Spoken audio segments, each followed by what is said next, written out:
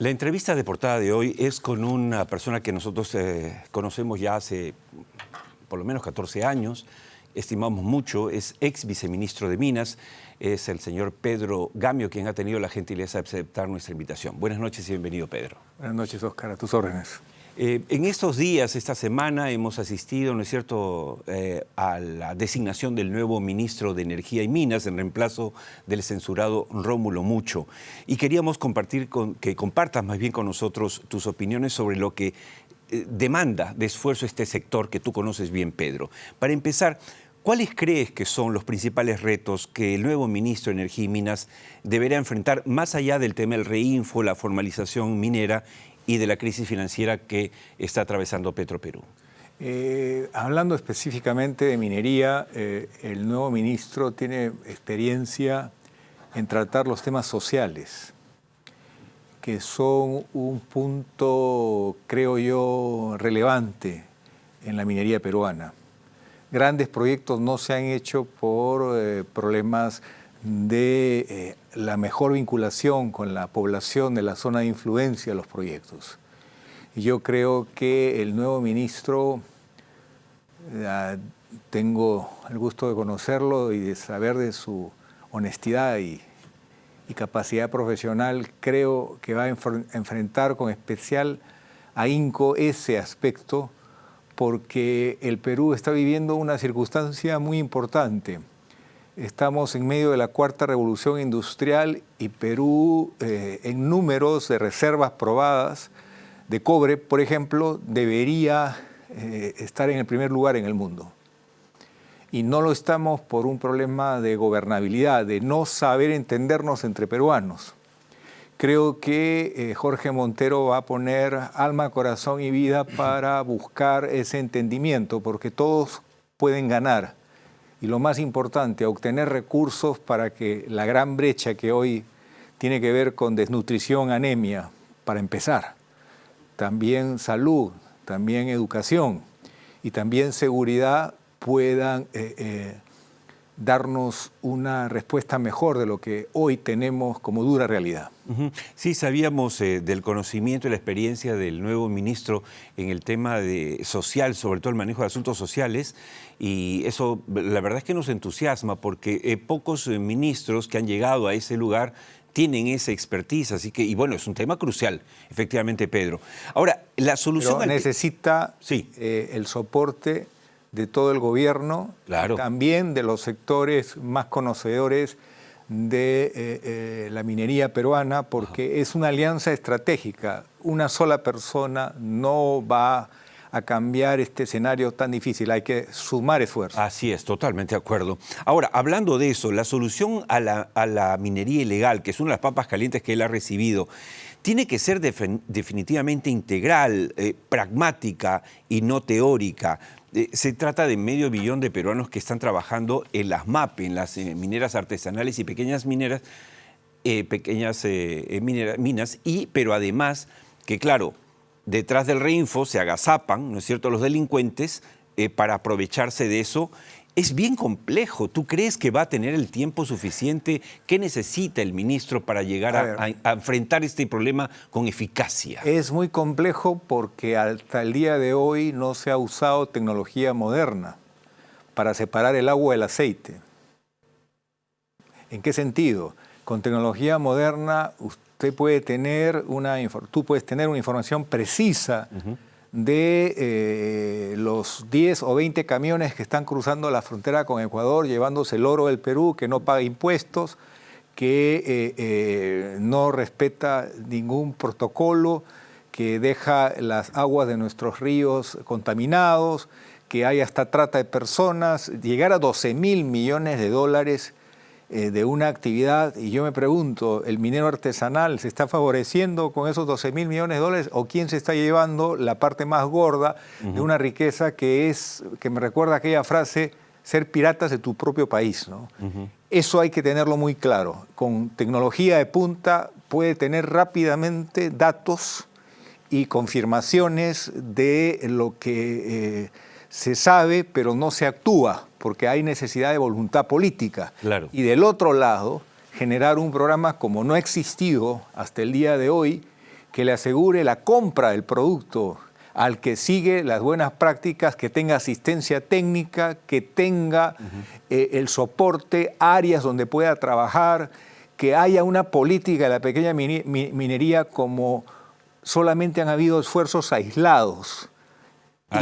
Y creo que Dinacor, Incahuán, hemos hablado con esta gente que ha formalizado a pequeños mineros, pero de manera pues voluntarista, solamente son empresas precisas, pero no hay una política nacional y al final es Bolivia la que la vez pasada, Pedro, mostramos aquí un cuadro que tú debes haber visto antes, que es cuánto produce de oro Bolivia y cuánto exporta.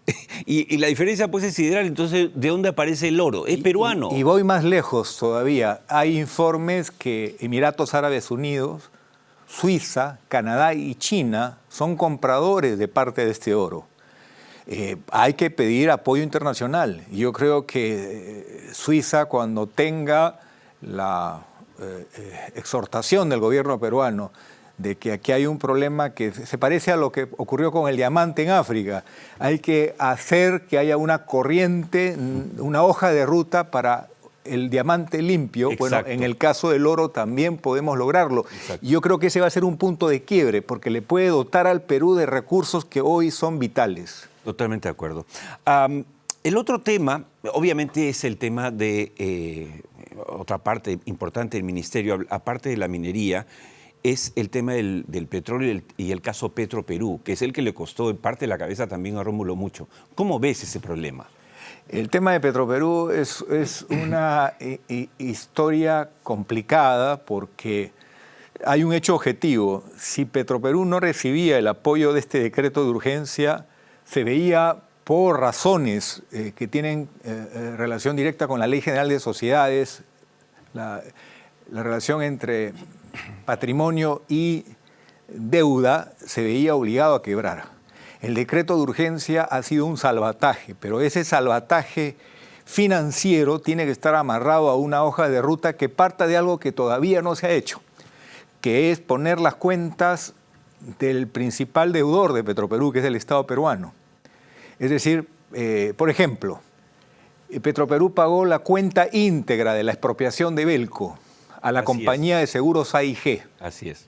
Pero nunca se le devolvió ese dinero. Nunca se le devolvió ese dinero. Estamos hablando de 650 millones de dólares del año 95. O sea, imagínate. Entonces, claro. Tampoco Petroperú recibió $1 de sus principales activos que fueron vendidos o rematados. Petroperú salvó al Estado peruano de una crisis brutal, la crisis de la deuda, la crisis que marcó un punto de quiebre el año 92. ¿Te acuerdas de la frase del primer ministro Hurtado Miller? Que Dios nos ayude. Petroperú se fajó por el Estado peruano. Claro, entonces, que esos números tienen que ponerse en el papel con el respaldo de los auditores que están siendo convocados. ¿Para qué?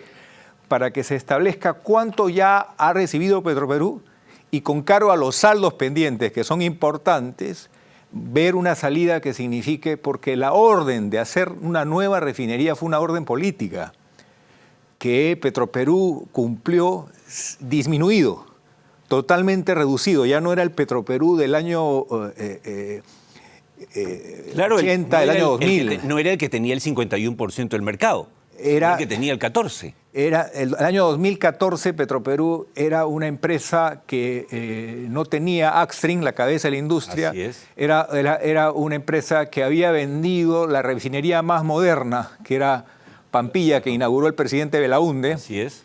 Había vendido el lote 10, que era el lote histórico más importante de Talara. Había vendido el lote 8 de la Selva Norte, donde están las reservas probadas mayores de la industria. Había vendido más de 70 grifos a un monto que se obtenía del alquiler por 3 años. Había vendido la flota de transporte de derivados que era un soporte fundamental para atender al mercado interno. En fin, estamos hablando... Fue desmembrada, pues fue desmembrada y realmente lo que quedó no era pues un negocio. A pesar de eso ha seguido teniendo utilidades, como he reseñado, de 54 años, 50 dando utilidades. Tú sabes que parte de esa historia la escribió el expresidente de Petroperú y exfuncionario de Perú Petro, y exfuncionario de Petro Perú, Daniel Saba. Yo tenía un programa en el año 94-95, Cara y Sello, y lo invité, y él escribió un libro que era Memorias de un confeccionista, donde contaba toda la historia de cómo se había desmembrado a Petro Perú. Pero bueno, volviendo al presente, ¿eres tú optimista respecto a lo que viene con Petro Perú? Si no se hace una solución de fondo, corremos el riesgo de que el problema continúe. Ese es el mensaje que puedo dar, la reflexión que puedo dar. Y hasta ahora no se ha enfrentado el problema de manera integral. También en un momento determinado, cuando se estaba haciendo la nueva refinería, se tomó la decisión de cerrar la antigua. Esa decisión fue desafortunada. ¿Por qué fue desafortunada? Porque Petroperú mantenía el 50% del mercado y aceleradamente cayó su participación en el mercado porque dejó de ser productor y vivía dependiente de la importación de productos ya terminados. ¿Sabes cuánto utilizó la nueva refinería? La refinería vieja, solo el 5%. O sea, prácticamente los 3 años que estuvo sin producción Petroperú fueron un jack, un golpe duro a su economía. Claro. Entonces, ese tema también le ha pasado factura a la empresa. Hay también problemas que tienen que ser revisados por esta auditoría, que tienen que ver con este fenómeno tan duro que golpeó al mundo, la pandemia. Pero hay un hecho singular: ¿por qué el contrato con la firma española principal era diferente al contrato que se firmó con la otra compañía que hizo las unidades auxiliares, también española? Me refiero particularmente a la cláusula de seguros. Porque en el segundo caso, Petroperú no ha tenido problemas, ha estado protegido a pesar de lo grave de una pandemia, donde todo se paraliza. En el caso específico del contrato principal, Petroperú ha tenido que pagar la cuenta. Otro problema. Entonces, esas cosas tienen que ser dilucidadas, pero lo principal es que el deudor mayor que tiene cuentas pendientes con Petroperú, si no tiene los recursos, hay formas de acreditar y ponerle un techo a la ayuda del Estado peruano como dueño de Petroperú, diciendo, bueno, hasta acá se ha recibido tanto, hay esto pendiente, vamos a hacer que Petroperú sea integrado verticalmente, porque esa es una señal de eficacia y eficiencia en el mercado de la industria de hidrocarburos. El margen de ganancia en el upstream es el 75%. Claro. En el caso de una refinería, el margen de ganancia es 25%, las refinerías más sofisticadas. Así es. En verdad es menor. Entonces, por eso es que Arthur del Little en su informe vuelvan a manejar lotes.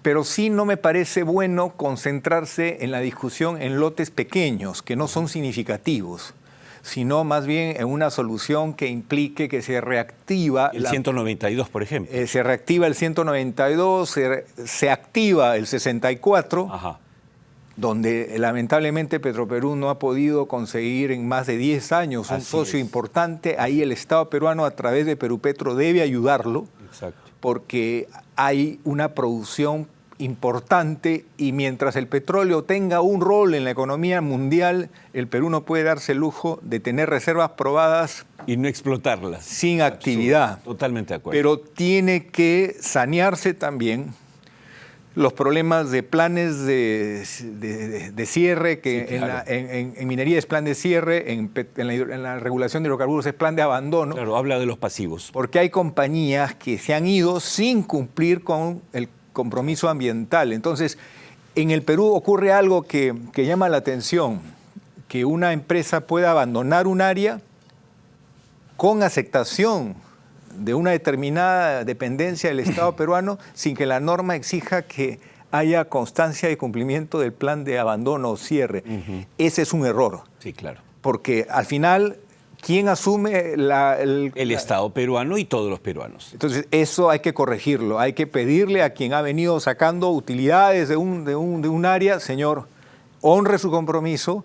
Y de esa manera tiene luz verde para irse, pero no se puede ir sin cumplir, ¿no? De acuerdo. Pedro, antes que nos gane el tiempo, hemos hablado de minería, hemos hablado de petróleo, hablemos de energía, que tú conoces muy bien. Electricidad. De la energía y además eléctrica.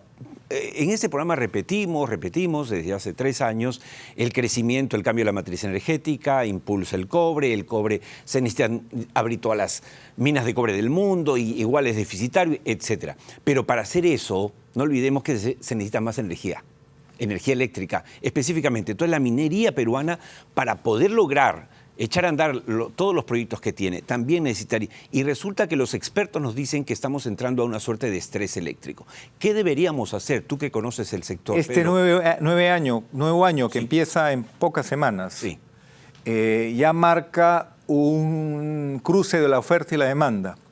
Estamos hablando de una oferta de generación competitiva. Generación competitiva es generación con gas y generación con agua, y un poquito con viento, sol y biomasa.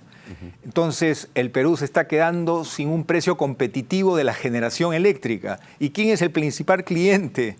Aunque hay gente que se sorprende, el principal cliente en volumen de energía es la minería. Así es.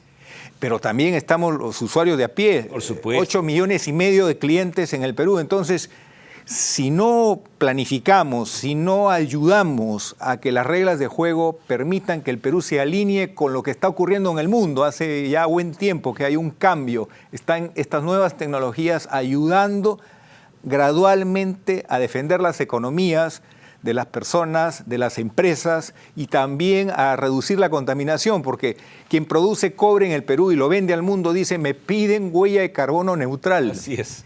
Entonces la minería misma le ha dicho a los grandes generadores: cambien su matriz, y la mayoría ya lo ha hecho. Falta un porcentaje que no es el mayor, que cambie, o que incluso ya han cerrado acuerdos para tener portafolio con energía solar, con energía eólica.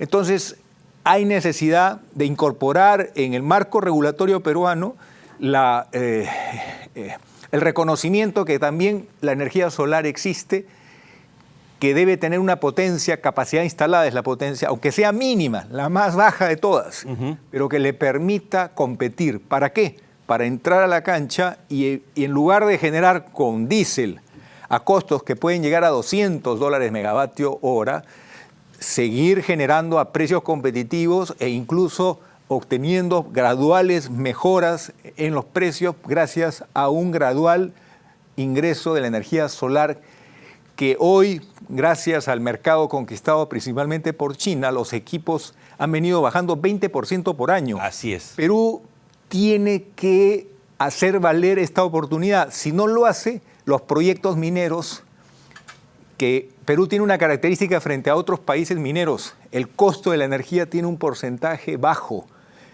En otros países puede ser el doble.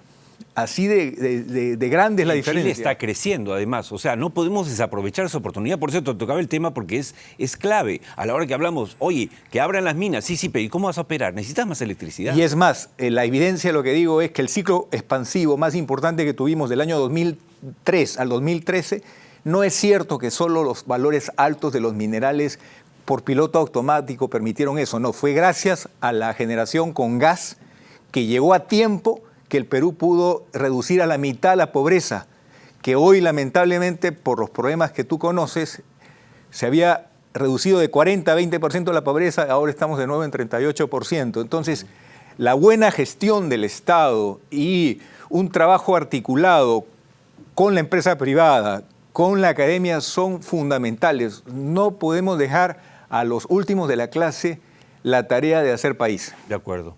De acuerdo, el mensaje clarísimo. Pedro, muchas gracias por haber venido al programa. Espero tenerte en otras ocasiones. Y efectivamente suscribo tus palabras iniciales deseándole todo el éxito del mundo al nuevo ministro de Energía y Minas, y sobre todo lo que tú dijiste, el apoyo. O sea, una persona no hace, no sé, así como una golondrina no hace el verano, una sola persona, por mucha voluntad que tenga, tiene que juntarse, tiene que apoyarlo el Estado desde la más alta magistratura, y por supuesto también los actores, no solo los políticos, sino los empresariales, para que tenga el éxito que todos queremos. Muchas gracias, Pedro. Ha sido Pedro Gamio, ex viceministro de Minas, como ustedes ven, dándonos luces. Ojalá los amigos políticos que nos ven, los gobernantes de hoy, pero también los potenciales gobernantes de mañana, los candidatos a ser de hecho, presidentes, los que pueden ser más adelante ministros o congresistas, tienen que escuchar este tipo de cosas para tener una idea de lo que estamos desaprovechando en el Perú.